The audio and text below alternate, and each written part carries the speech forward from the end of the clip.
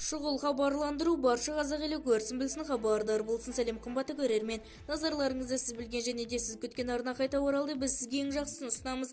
Жұмысымыз жауапсыз қалмау үшін видеоролик астында подписаться және де лайк түймесін басыңыз. Үстерінен арыз жазу керек. Еспанов пенен Майғазиевтің ұлы әділетсіздікке барған. Үстерінен арыз жазу керек. Еспанов пенен Майғазиевтің ұлы әділетсіздікке барған.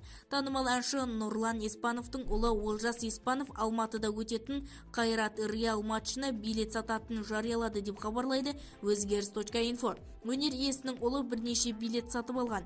Бір билет бағасы 600 мың теңге. 500 мыңдық билеттер де бар. Билеттер қайда сатылымға шықты? Саудасы бар. Аз-маз 34 сектор 9 қатарындағы 2 билет бар. Әр қайсысы 500 мың теңгеден болады. Қайрат клубының мүшелеріне шақыру билеттері. ЖСН жазып керек емес. Сканерлеп өте бересің деп жазды Олжас. Одан кейін Сәкен Майғазиевтің ұлы да билет сататындығын жариялады. 9-14-18 қатарына билеттер бар. 350 мың теңгеге беремін. Тездетіп жекеме жазып қойыңыздар деп жазды Әділет Майғазиев. Қос әншінің ұлдарының әрекеті желі қолданушыларының ашуын туғызды. Оқырмандар бұл билеттерді әділетсіз алғанын айтып, түрлі сын пікірлер жазды. Мына жерде 20 билеттей бар. Бұл дұрыс па? Нұрлан Еспановтың ұлы кешеден бері сатуға шығарып жатыр.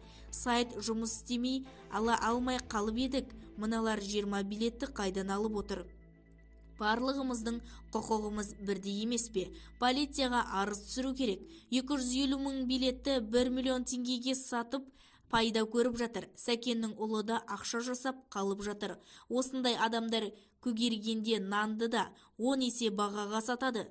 5 сағат отырып 1 билет алдық деп жазды көпшілік. Бізді тамашалауды жалғастырыңыздар және де осы қақсы сізге де ақпараттар сіз үшін қызықты болса, видеоролик астына подписаться және де лайк түймесін басыңыз. Достарыңызға үлесіп сау саламатта болыңыз.